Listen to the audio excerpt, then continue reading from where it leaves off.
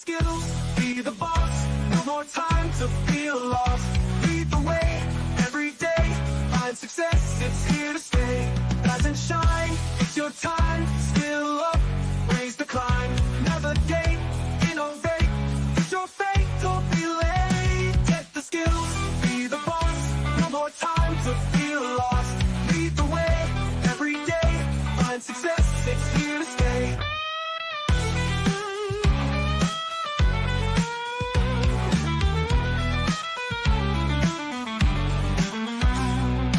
If you're a new manager or hoping to be a new manager, join us in our exploration into what managers need to know.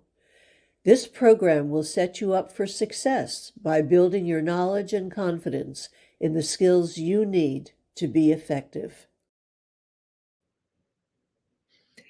Hello, and welcome to What Managers Need to Know. I'm Deb Laurel, and I'd appreciate it if you would say hello in the comments. Today, we're looking at coaching, and I'm going to jump past information about the program and a little bit about me and get right into talking about what we're going to talk about today.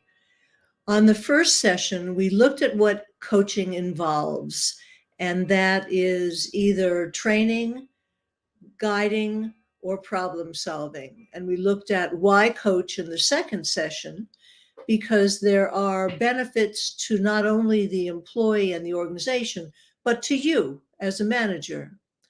And then on the third session, we looked at when to coach. And there are many opportunities. When we delegate, we might train or develop the skills. When there is difficulty in the performance of an employee, we might problem solve. And today, when we look at the Do Coach model, which is how to coach, we're going to be focusing on that specifically, because that tends to be an area that is most difficult for many managers, giving feedback to an employee who is not performing well. The Do Coach model is right there in front of you. First, you diagnose the need.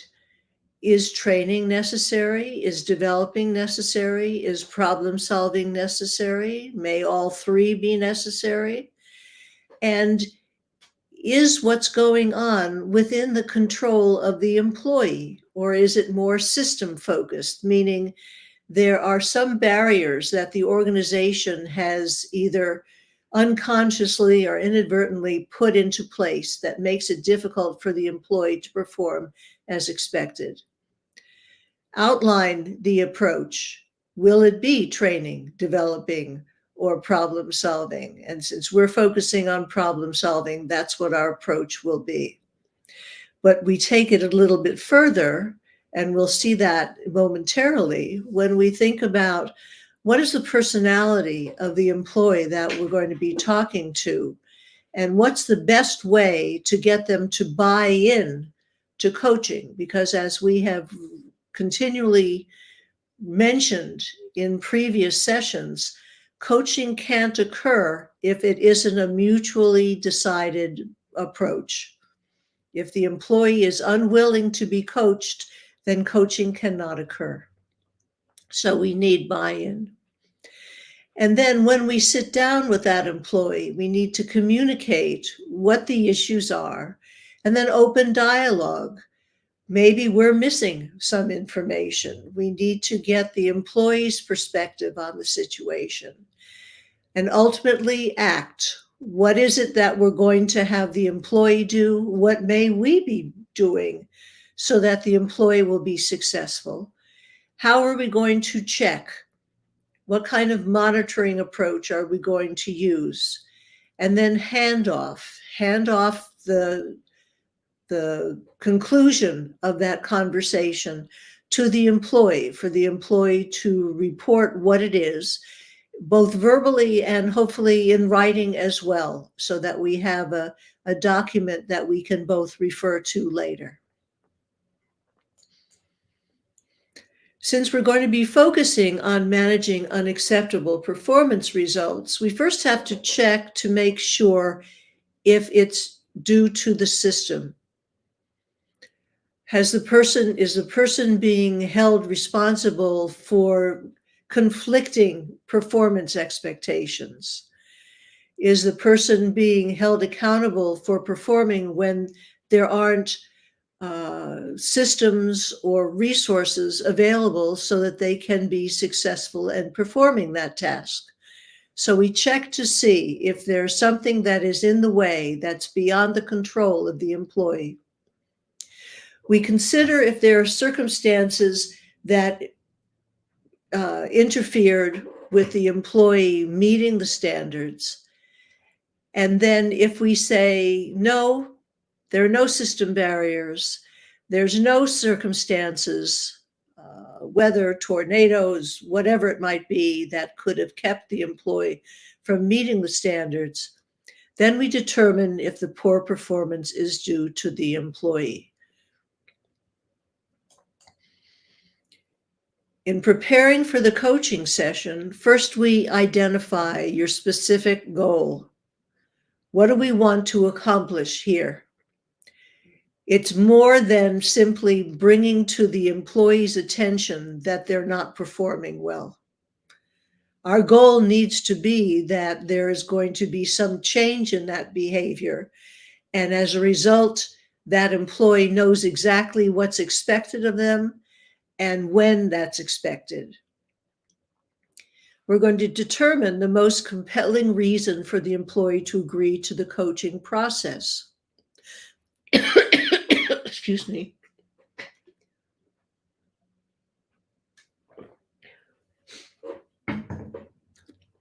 For some employees, it might be, well, you're letting the team down if you don't perform your skills. For some employees, it might mean it's going to go on your record, and you don't want that because you're interested in a promotion. So you see, thinking about what it is that would compel that employee to want to agree to coaching. And then anticipate and plan how to handle potential defensive responses. Because none of us really enjoy being told we're not performing well, even if we maybe have a sense that we aren't. Some people may cry. Are you going to have tissues available? Are you going to, if the employee gets overwrought, are you going to stop the conversation for a good 10 minutes so that employee can get themselves together again? I had one supervisor tell me, well, I can't be alone with an employee because they're going to yell, scream, and curse at me. And I'm not comfortable with that. So I said, well, then you should have someone from HR there with you, because then the person will be on their best behavior. You do not have to accept any abuse. Some managers manage this by going for a walk with the employee, because as you're walking, some of the energy is dissipating and the employee is less likely to be overwrought. So you need to prepare. Then in scripting the coaching session, you need to communicate the concern. Based on our experience and our information and our documentation, here is the concern. And we should have documentation that supports our concern. This should not just be a subjective, well, I feel that you're not performing well. No, there should be something that is factual, that's based, that the employee can't argue with. Open dialogue with questions. So what is your perception of this? Can you explain to me why you have been late or have not appeared every Monday for the past 2 weeks? Have the employee identify what's going on, and then instead of you telling them, well, then this is what you better do, which is not a coaching approach. You're going to draw out from the employee what's acceptable. Well, is it acceptable? Are the consequences to your team acceptable to you when you don't appear and you're not there to fulfill your duties? So, given that that's not acceptable to you, what are you going to do differently? And when we say mutually identify an action plan, what we're talking about is we can have certain ground rules. Well, it's not okay for you to come late, and it's not okay for you not to come at all. So, what are you going to do in lieu of that so that you meet your expectations on your job? Excuse me.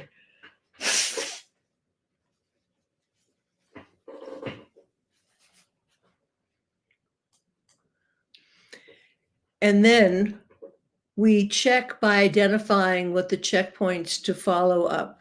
So, how are we going to know? I'm going to know, the employee might say, well, I'll say hi when I get there on time. All right, that's one way to do it. Another way is for the manager to walk by at the right time to see that the employee is there appropriately. Hopefully, you're getting an idea of what to do. Another checkpoint, if they're supposed to be meeting a deadline, is having some milestones before that deadline to make sure they're on track. And then we hand off to the employee to summarize all decisions.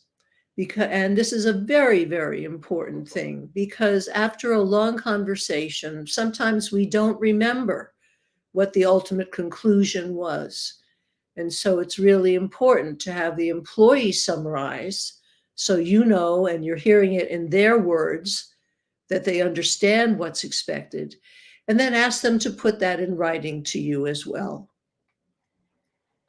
I'm sorry, I realize. Okay.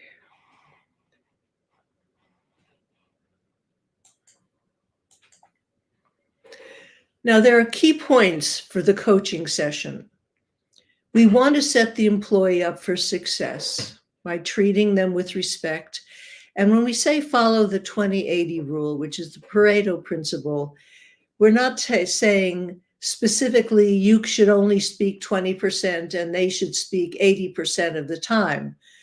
But truly, in coaching, we are drawing the information out from the employee. So we should be talking less and they should be talking more. Now, sometimes what comes up is the employee's defensive response is to say nothing. And if that's the case, then we say, in lieu of your speaking up, that I'm going to assume you agree with this. And look at them. And either they've got a nod or they're saying, and if they are not participating at all, then we need to stop the coaching, because coaching can't go further. It has to be a mutually cooperative endeavor. And then we need to say to that employee, you seem to be choosing not to be coached. Is that true? Do you understand the consequences? The consequences are thus and so. Those consequences may be beginning disciplinary action on the employee. Is that acceptable to you? Maybe that will bring them back into the fold. If it doesn't, then you have to end the coaching and proceed with the discipline. Ask open-ended questions. We don't want to be saying what I was just saying before, which is, do you agree? Do you understand? Those are closed questions. You would only get a yes or no from that. But if you're having a dialogue, then can you tell me more? Help the employee discover the answers. Set specific performance targets and deadlines, and have the employee recap or summarize the discussion. And a way for you to think about how well you performed in that process of coaching. Here are a number of considerations to keep in mind. First of all, did you have a clear purpose? Some managers are so uncomfortable giving feedback that they figure once they have said, I'm not happy with your performance, that's it. And it does nothing to help the employee be set up for success, because all the employee knows is you don't like what they're doing, but they don't have any sense of what you want them to do. So what are your specific goals? As a result of this conversation, this employee is going to do X by X date. Have you done sufficient planning? Have you thought about what is the personality type of that employee? What is it that would be a compelling reason for them to want to perform successfully? Are you using the appropriate coaching approach? Are you focusing it on problem solving, which is most likely if this is a performance issue? But it could be that that employee was not trained well and training is necessary, or was trained but hasn't had an opportunity to use those skills, and so developing is necessary. Treating them with respect. We are not babysitters. These are adults. We want to treat them an adult to adult conversation.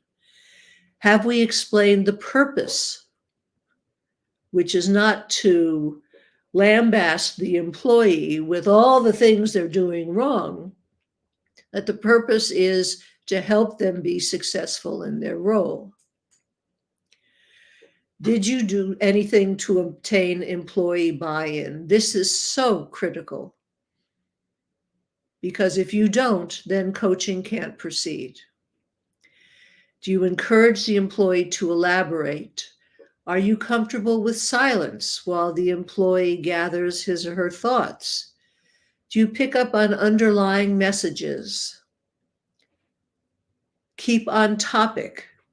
An employee may try to distract you by saying, well, so-and-so gets away with this, in which case you would have to say, if so-and-so is performing in that way, trust me that I will address that, but that is not our issue to discuss right now.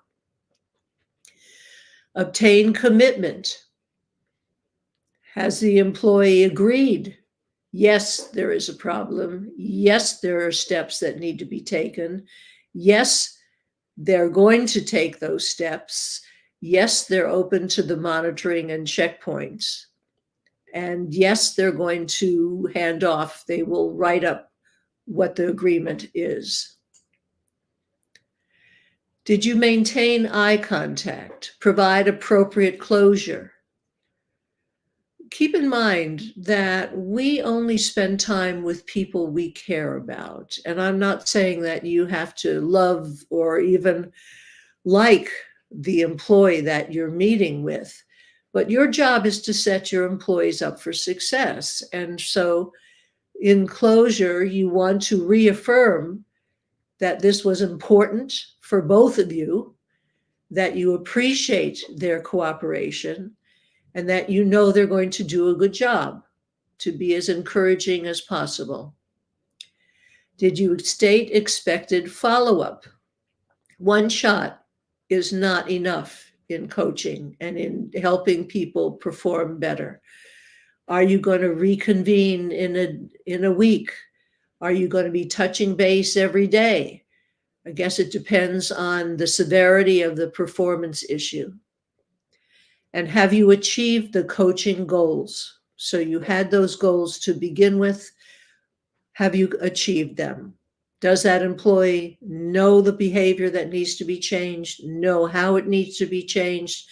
Know when it needs to be changed by?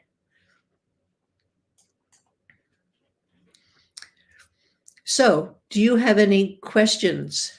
Oh, I see some questions from Catherine. How do you get comfortable with these coaching sessions? As with anything, Kat, it requires practice. It's not going to feel comfortable the first few times. But if you plan well, if you have your documentation, if you know where you're going, and you know that that's your job, then I think that it can help you get comfortable sooner than later. What you want to do is be in control of the conversation. You don't want the employee to manipulate you into going off topic, talking about other things. You don't want to be distracted by any defensive responses. If that person cries and that's uncomfortable for you, then halt the conversation for a half an hour or 10 minutes until that person can pull themselves together. Don't let those kinds of manipulations and distractions affect your focus. And getting comfortable with these coaching sessions, it's really part of your job. And if you think about it, when you treat people with respect, when you don't come in saying, okay, you were naughty and you need to change your behavior, you're going to get backlash. Definitely you would get backlash. But if you go in saying, I'd like to talk to you about some performance issues I'm seeing, that's not so uncomfortable to say. And here's my documentation. Can you tell me why this is happening? And then go from there. Most of the conversation is going to be the responses of that employee to, can you tell me what's going on? What can you do differently to change that? So thinking about open-ended questions that are going to draw out the answers that you need. So thank you, Kat, for that question. Any other discussion or questions?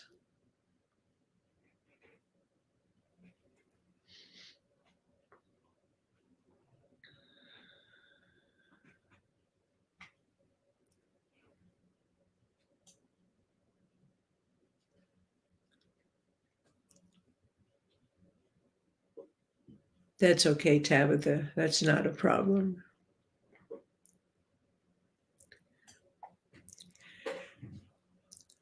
So your key takeaway, what is your key takeaway from this discussion of the do coach model and how we coach employees?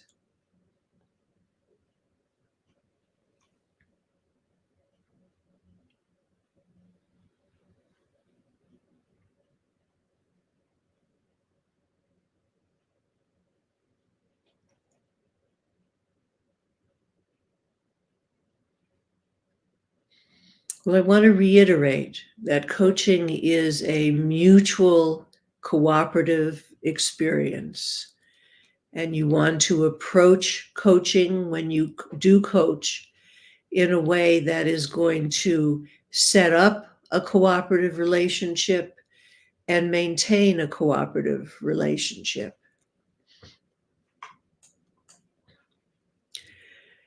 In 2 weeks, not next week, not on the 12th, but on November 14th, we're going to look at the 5th session of coaching.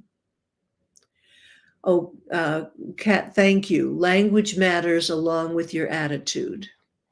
Let me put that up. Yes, I think that's a very good summary of what we've been talking about. Thank you. So in 2 weeks, we're going to look at how to handle defensive responses, because I think that when managers consider giving feedback to an employee who's not performing well, the thing that makes them most nervous is the defensive responses they're going to get, and then how do they handle them? So we're going to dive deeply into that, into the basic responses that you're likely to get, how you can prepare for that, and how you can handle it when it occurs.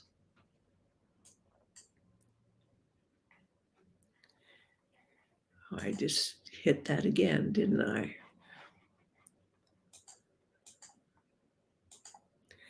So I want to thank you for sharing your time with me.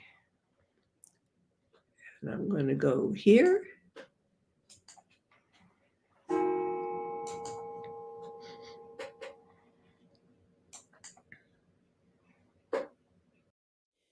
Thank you so much for coming and participating in our discussion of what managers need to know. You can find the videos of this and previous sessions on my YouTube channel or under events on my LinkedIn profile. I'll look forward to seeing you again next week. Get the skills, be the boss, no more time to feel lost. Lead the way, every day, find success, it's here to stay. Get the skills, be the boss, no more time to feel lost. Lead the way, every day, find success, it's here to stay. It's here to stay. Oh, it's here to stay. It's here to stay. Yeah. Get the skills, be the boss, no more time to feel lost.